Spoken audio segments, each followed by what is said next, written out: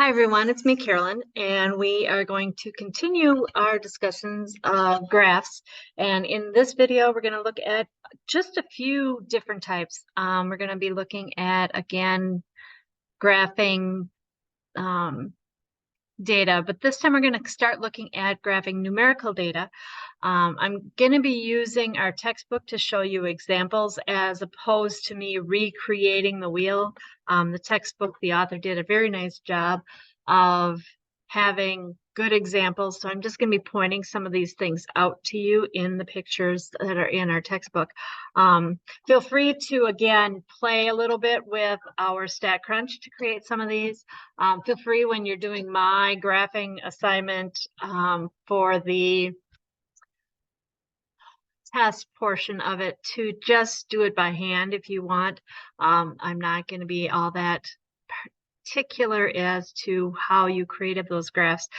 This course is not on the technology to create them and all that. That would be a good Excel course for you, or something that we just want to get our feet wet on looking at some of these graphs, creating some of these graphs, knowing which graphs are what types of graphs, and so forth. So I'm just going to be pointing out some of these things in the textbook itself, as opposed to trying to recreate the wheel and so forth. I am going to start by sharing my screen and looking at our guided notes. I'm hoping that you're enjoying using those guided notes as a starting point for creating these lectures. And again, it's back to where we started. But this is section 2.2. And again, we're going to be looking at some numerical data. And again, we're going to see some things that we saw in the first section, but we're going to expand on them a little bit further. First thing I'm going to do is remind you a frequency table is something that we use to help organize our data. It's usually not something that we would particularly publish, but it is something we would use as a stepping stone to something else. First example I do want to show you, and I'll use this example twice. We'll see it again at the end of this video, but I kind of want to show you this information. So I am on page 81 of our textbook. You guys have access to the ebook, but this is the number of arrivals at Wendy's. And so they're just telling you how many people came in a 15-minute interval, and they just wrote those numbers down. And you can see they came to us in a very haphazard form. So the first thing we want to kind of do is just sort of organize that data. And you'll notice that we can't have partial people showing up. So this is discrete data. Again, remembering discrete has just dots on a number line. We've got just specific values. Continuous, we have the possible of having anything on an interval type situation, but this is a discrete situation. So what they did is they first of all just listed the number of customers. They created a tally. They turned those tallies into frequencies. And also from there, they decided to go that one step and turn them into relative frequencies. Again, this is a way of summarizing our data in the form of a frequency table. Very nicely done. Again, I'm going to use this data again later on to show you a different graph. But I do want to go into constructing a histogram. So back onto my notes. A histogram is a little bit more detailed. And it's basically a bar chart for, and I wrote it at the bottom here, it's a bar graph or bar chart for showing continuous data. Now remembering continuous data takes on values anywhere along a continual interval. And what we're going to be doing with this information, first of all, it comes to us and we aren't going to be able to list all of the data values because we have all those possible values in between. So what we use when we're creating our frequency table is we divide our total possibilities up into what we call classes. Okay, and those classes are how we're going to group that numerical data. So I'm just going to kind of show you some information here and just kind of work with it. So the example that they have in the textbook is parking and camera violations, and these things take on the dollar amount I believe that's what it was. Yeah, they're penalties. So how much these things cost. So here we have these wonderful data. I'll show you the data that they have so you can kind of get a look at it. Okay, so here's all of our data that kind of shows these parking, their penalties and so forth. So they take on a whole mess of values. And what we decide is we need to decide how are we going to break up this data. So we have a span and we see that it ranges from 65 is the smallest on up to 322.61. What I probably would have started off doing is just putting this data into Excel and then to first of all hit the sort button. And I'll show you that at some point in chapter 3. But there's a little sort button and you can sort it ascending and you can find the smallest value and the largest value really quickly there. And then we want to basically chop this range into smaller pieces called classes. When we're creating these graphs, what we like to have, and it's not necessarily hard fact rules, is we like to have the widths of those classes to be an odd number. Now the width is going to be determined a lot of times by taking that upper value minus our lower value and then dividing it by however many classes we want to have. Sometimes you just say, I want my classes to be of a certain width. There's no rule that says we have to do it this way. There's no rule that says we have to do it that way. A lot of times people will play with it and just kind of keep changing things until they get it to the way they want to. But a lot of times it is nicer if those class widths are an odd number. And we'll see the reason for that a little later on in this section. Okay, we do want to have equal size classes. So we don't want to have one class that's really, really fat and then the next class is really, really skinny. We want to have our bars basically to be all the same width. And we want to have a significant number of classes. So we don't want to have 2 classes with everybody in them because that's really hard to compare. We want to have a significant number. Now, what a significant number is, that again is a judgment call. There's no hard and fast rule on this one. But we don't want to have so many classes that everybody's in their own class because that gets rather boring. But we want to group them so we kind of break it up a little bit so it's a little easier to deal with and so on and so forth. Okay, so what they decided, and for whatever reason they decided they wanted to have a class width of 50. Now that is basically going to tell you if you start with the lowest value, they decided to start at 50 to make the numbers nice. They could have started at 60 because our lowest value is 65. They just decided 50. Why not? If they're going up by 25, that means their classes, the next class would start with 75. So the class width is going to be, these are like the lower value, the lower class value or the lower limit and our upper limit.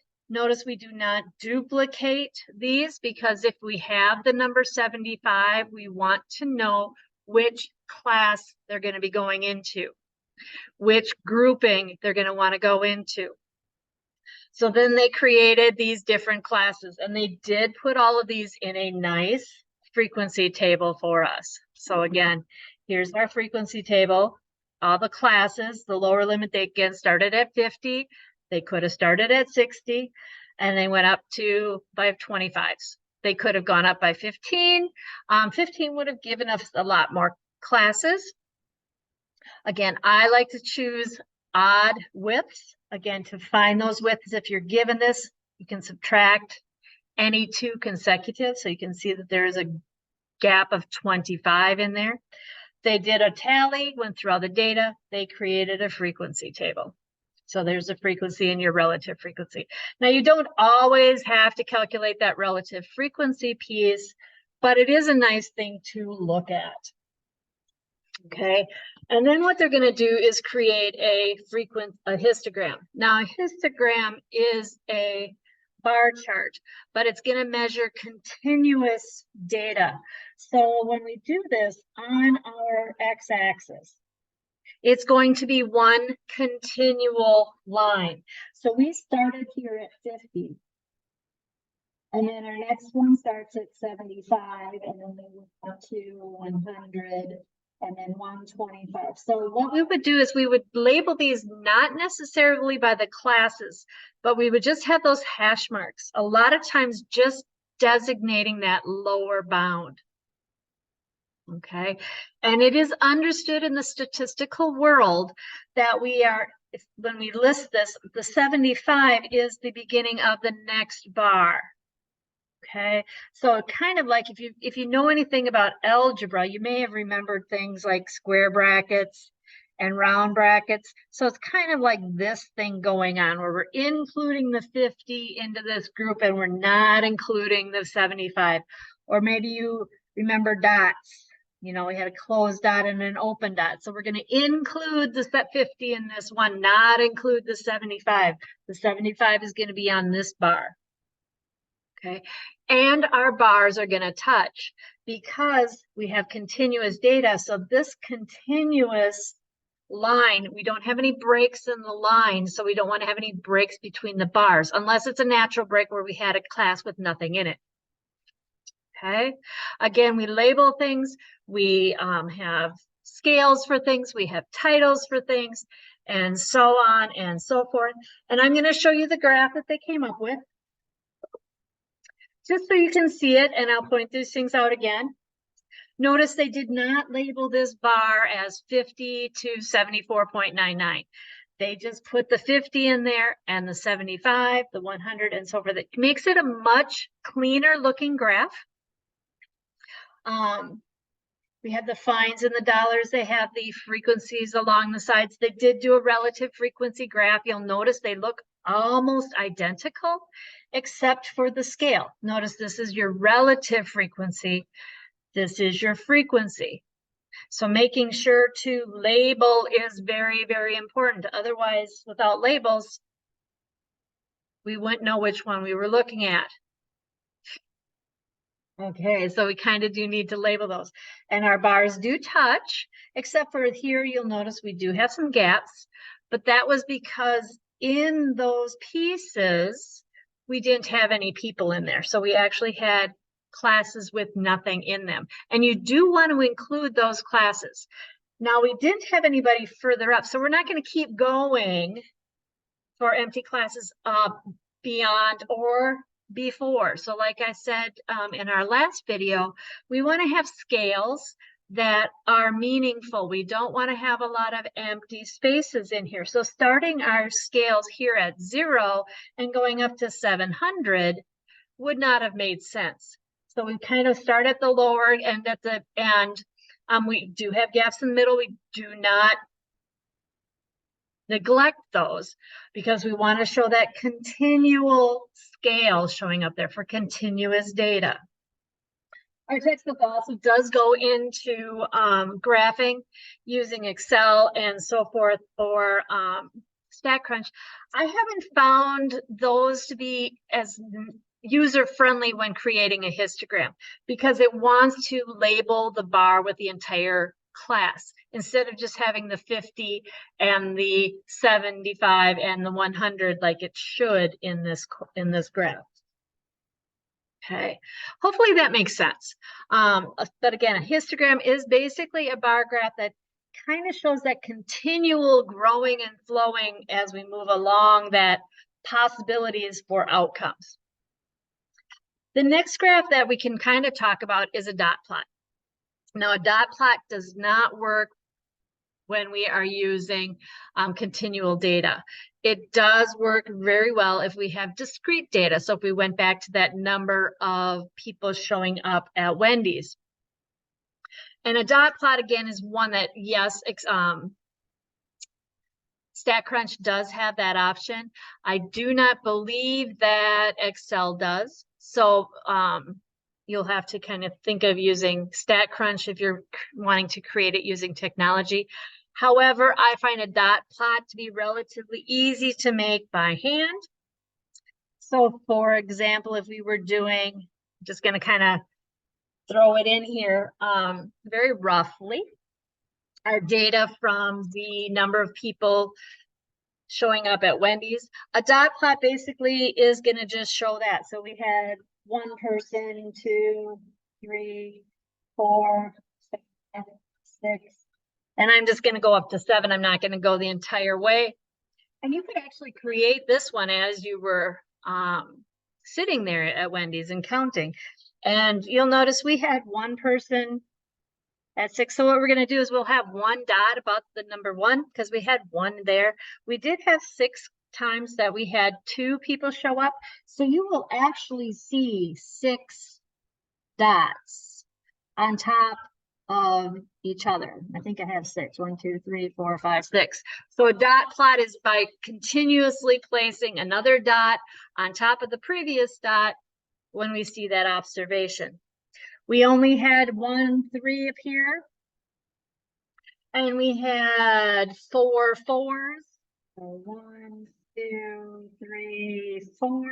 And you should be lining these up a little bit. Mine are a little off because I'm going uphill. Sorry about that. But hopefully you get the idea. Again, titles, labels, etc., etc., etc., to make sure that they look nice and are complete.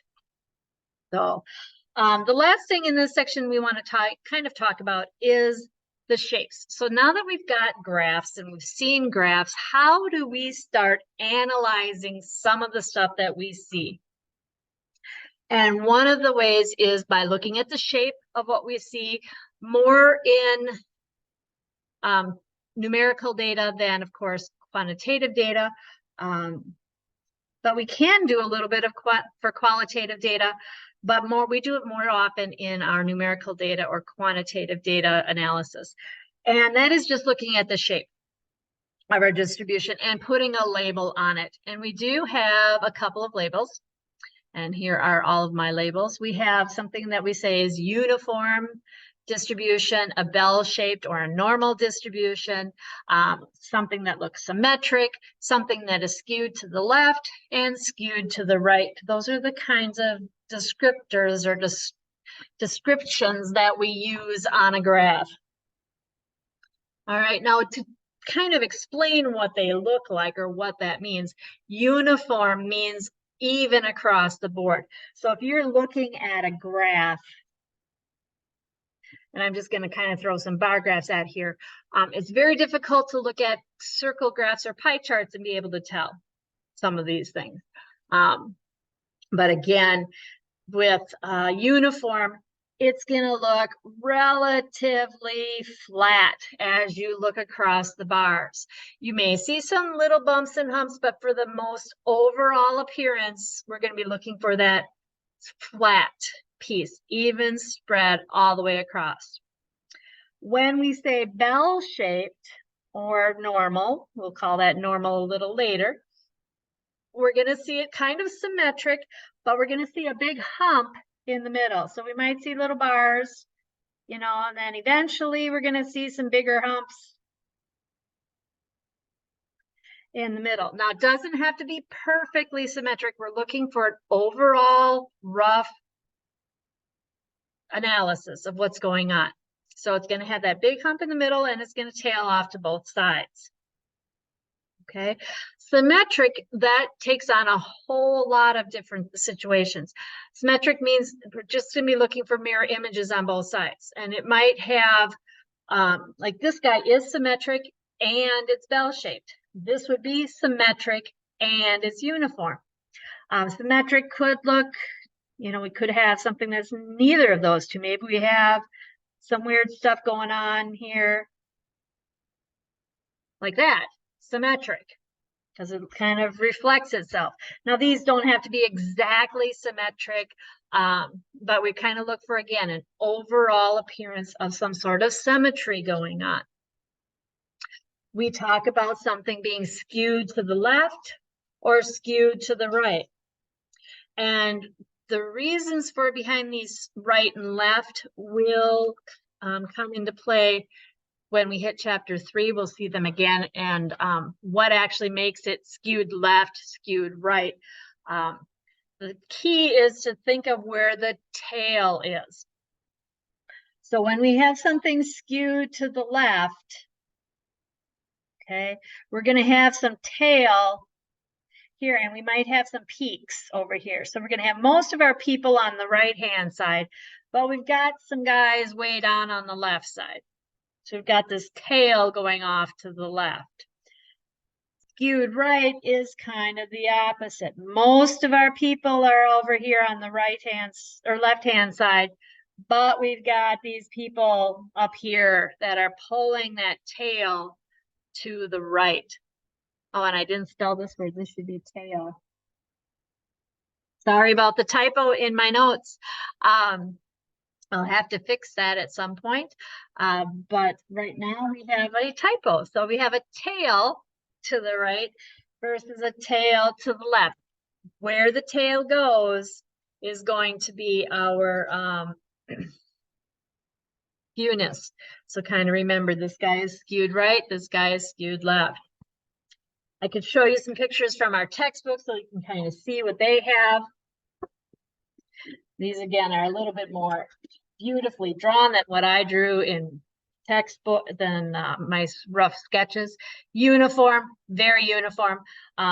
Again, when we describe something uniform, it doesn't have to be perfectly uniform, but approximately uniform. So pretty close to being straight all the way across. Here we can kind of see that highness in the middle with some tails on the ends. That is going to be our bell-shaped. Notice they aren't perfectly belled. These humps aren't exactly symmetric, but it is relatively so.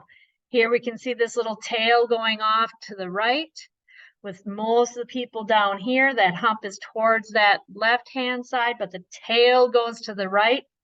Here the tail is going to the left. And so we have our skewed right and our skewed left. So hopefully this makes a little bit more sense than when you were just reading it. Everything. So in our next video, we're going to be looking at a couple different types of graphs, ones you probably have not seen. For example, stem and leaf plot, an ogive, and possibly a few others. And again, I'll be using the textbook to kind of illustrate those, simply because it's already been done, and why recreate the wheel when it's right there at our fingertips. So I will be doing that. But that is in the next video. So I will see you there. Have a great day.